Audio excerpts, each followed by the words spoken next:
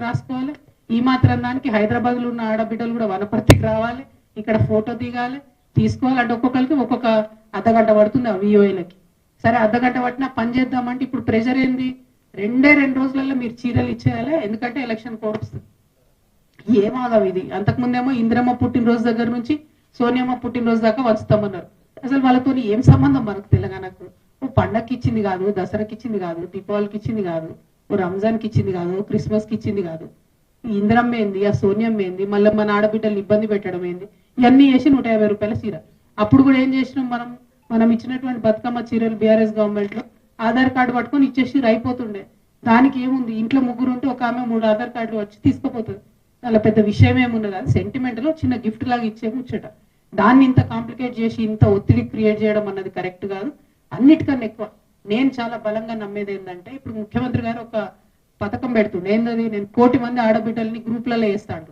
ఇది ఎందుకు కాదు, ఆడబిడ్డల పేరుతో లోన్లు తెచ్చుకోవాలి, ఆయన వాడుకోవాలి, కాంట్రాక్టర్లకు డబ్బులు ఇచ్చుకోవాలి. అంతకు మించి ఇంకో ఆలోచన లేదు. ఇప్పుడున్న గ్రూపులు పెంచండి, కానీ పెంచితే వాళ్ళకు ఉపయోగపడేటట్టు పెంచండి. మీకు ఉపయోగపడేటట్టు వాళ్ళ పేరు మీద మీ గురువు గారు లాగా ప్రపంచ బ్యాంకుకి మా తెలంగాణ ఆడబిడ్డల యొక్క శ్రమను కుదవబెట్టే పని చేయొద్దని చెప్పి నేను డిమాండ్ చేస్తా ఉన్నాను. ఇక వనపర్తి జిల్లాలో ఎక్కడ తిరిగినా నిన్నటి నుంచి తెలంగాణ వాదులు, ఉద్యమకారులు, బీఆర్ఎస్ పాత నాయకులు, కొత్త నాయకులు అందరూ కూడా బాధపడుకుంటూ ఫోన్ చేస్తున్నారు. నిరంజన్ రెడ్డి గారి వల్ల వనపర్తి జిల్లాలో మళ్ళా బీఆర్ఎస్ పార్టీ జన్మలో కోలుకోలేని దెబ్బ పడ్డది. ఆయన చేసిన అవినీతి, ఆయన చేసినటువంటి అన్యాయం, ఆయన బీసీల మీద పెట్టినన్ని కేసులు, ఆయన ఉద్యమకారుల మీద పెట్టినన్ని కేసులు, ఇవన్నీ ఒక్కొక్కరు చెప్పుకొని కళ్ళలో రక్తం వచ్చేటట్టు ఏడుస్తున్నారు. మరి అన్నిటికన్నా ఎక్కువ ఆయన ఒక్కటి కాదు 3 ఫామ్ హౌస్లు కట్టుకున్నారు. ఆయన ఒక్కసారి ఎమ్మెల్యే అయితే, ఒకసారి మంత్రి అయితే 3 ఫామ్ హౌస్లు కట్టుకున్నారు. కట్టుకుంటే సరే కష్టార్జితం మీద కట్టుకున్నాడో, తన పిల్లలు పంపిస్తే కట్టుకున్నా అని ఆయన చెప్తున్నాడు. ఇబ్బంది లేదు, కానీ అందులో అసైన్ భూములు ఉన్నాయని చెప్తున్నారు. అందులో ఆర్డీఎస్ కోసం సేకరించినటువంటి భూములు ఉన్నాయని చెప్తున్నారు. మొత్తం కృష్ణా నది కంప్లీట్ గా ఒక కాలువ అంతా మీ ఫామ్ హౌస్ లకు వెళ్ళిపోతుందని చెప్తున్నారు. దాని మీద మరి ఎందుకు ఇప్పుడు కాంగ్రెస్ గవర్నమెంట్ ఎంక్వైరీ చేస్తలేదు? ఏం అండర్స్టాండింగ్ ఉన్నది? 101%. మరి నిరంజన్ రెడ్డి గారు చేసినటువంటి అవినీతి కేసీఆర్ గారికి తెలియదా? లేకపోతే ఈ అవినీతి పైదాకా పోకుండా హరీష్ రావు గారు కాపాడినరా? ఈ అవినీతి పైన తెలిస్తే కేసీఆర్ గారు నిరంజన్ రెడ్డికి టికెట్ ఇవ్వరని చెప్పి కాపాడినరా? ఇప్పుడైతే మీడియా ద్వారా నేను కేసీఆర్ గారి దృష్టికి తీసుకెళ్తున్నాను. ఇక్కడ ఏ ఒక్క చిన్న పిల్లగాని కదిలిచ్చినా కూడా గొల్లు అని చెప్పి ఆయన అవినీతి గురించి చెప్తా ఉన్నారు. ఘోరాతి ఘోరమైన అరాచకాలు జరిగినాయి ఇక్కడ. ఇట్లాంటి నాయకుల్ని ప్రజల మీద రుద్దడం ఎందుకు? ఉద్యమకారులను ఇబ్బంది పెట్టడం ఎందుకు? దయచేసి ఇట్లాంటి మనుషులు ప్రజా జీవితంలో ఉండకూడదండి. ఇంకా ఈయన మనిషి, ఈ పెద్ద మనిషి మా తండ్రి ఏజ్ ఉంటాడని ఆయన ఇన్ని రోజులు ఏమనలే నేను. ఈయనేందో ఈమె పుచ్చు వంకాయ సచ్చు వంకాయ అనేదో మాట్లాడుతున్నట్టు. నిరంజన్ రెడ్డి గారు, మీరు మా తండ్రి వయసులో ఉన్నారు కాబట్టి చాలా మర్యాద ఇచ్చి ఈ అంశాలన్నీ చాలా గౌరవంగా చెప్తున్నా నేను. మీరు అక్కడ లోకల్ ఎంఆర్ఓ ఆఫీస్ కాలబెడితే కూడా చూసుకుంటూ ఉండిపోయారట. మరి అది ఒకవేళ నిజంగా కేసీఆర్ గారికి తెలిసి ఊరుకుంటే మాత్రం 100% అది తప్పు అవుతుంది, అది కరెక్ట్ కాదు. ప్రజలు మంచి తీర్పు ఇచ్చారు. ఇంకా బీభత్సమైన మెజార్టీతో కొట్టేది ఉండే మిమ్మల్ని.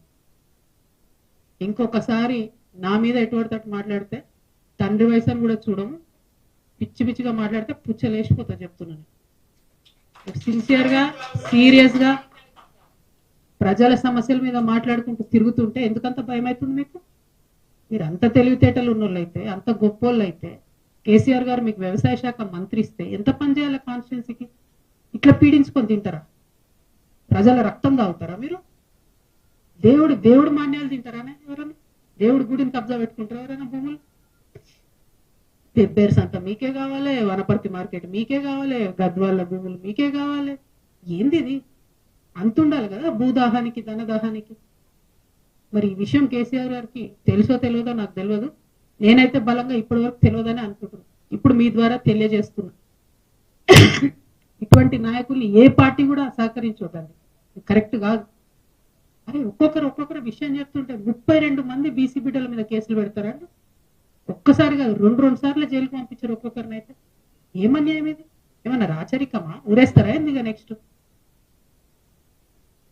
మళ్ళా మీరు ఇంకా నా మీద మాట్లాడు. తప్పు చేస్తే నోరు మూసుకొని ఉండాలి కదా, కరెక్టా ఇది? ఇట్లాంటి వాటిని సహకరించడం ఏ పార్టీలకు కూడా కరెక్ట్ కాదు. ఒకటి కాదు, రెండు కాదు, ఇక చూస్తుంటే వెతుకుతుంటే అయితే దారుణమైన నిజాలు బయటపడుతున్నాయి. డెఫినెట్ గా ఈయన హరీష్ రావు గారు మనిషి కాబట్టి ఏమి చర్యలు ఈయన మీద కాంగ్రెస్ ప్రభుత్వం తీసుకుంటుందని నేను బలంగా నమ్ముతున్నాను. ఎన్ని ఎన్ని ఎన్ని ఎన్ని మాట్లాడిందండి రేవంత్ రెడ్డి గారు ఇక్కడికి వచ్చినప్పుడు? ఒక్క విషయంలో ఎంక్వైరీ చేసిరా? ఎన్ని టీవీ ఛానల్ వచ్చి స్టోరీలు చేసుకోపోయినాయి? ఏమైంది ఎంక్వైరీ? మరి ఇట్లా కరప్షన్ ఎంకరేజ్ చేసుకుంటూ పోతే తెలంగాణ ఉంటుందా? బాగుపడుతుందా ఎప్పటికన్నా? ఎందుకు మరి తెచ్చుకున్నది?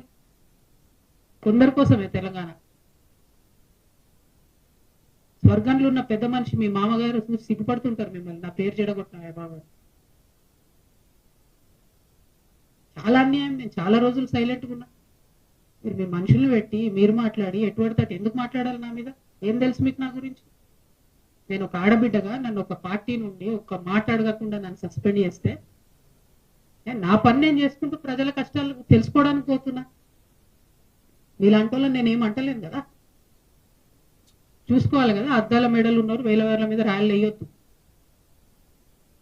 దీనికి రిటార్ట్ మీరు ఇష్టం వచ్చినట్టు మాట్లాడితే బాగుండదు. నేను చెప్తున్నా, ఒళ్ళు దగ్గర పెట్టుకొని చేసిన అలిగేషన్కి జవాబు ఇవ్వండి. అంతేగాని విమర్శ చేస్తాం, పర్సనల్ గా మాట్లాడతాం, ఆడపిల్ల కదా ఏమంటదిలే అనుకుంటున్నాము. ఊరుకునేది లేదు ఇక ముందు నుండి. మీరు చేసిన అన్యాయాలను చూస్తుంటే కింద చాలా చాలా దారుణమైన పరిస్థితులు ఉన్నాయి. ఇక ఈ వనపర్తిలో మాత్రం నిరంజన్ రెడ్డి గారు ఉంటే ఈ నాయకత్వంలో బీఆర్ఎస్ పార్టీ ఇక్కడ బతికి బట్టగట్టే క్వశ్చనే లేదు. నాకు పోయేదేం లేదు, నాకు బీఆర్ఎస్ పార్టీతో సంబంధం లేదు. కానీ ఉద్యమకారులు ఏడుస్తున్నారు, ఆ పార్టీలో ఉండలేక మింగలేక కక్కలేక చచ్చిపోతున్నారు. పెద్దసారికి తెలియదని నేను అనుకుంటున్నా, తెలిసేటట్టుగా చెప్తున్నా. దయచేసి ఇట్లాంటి వాళ్ళని మాత్రం ప్రజల మీద రుద్దడం అన్యాయం. Thank you. జై తెలంగాణ, జై తెలంగాణ.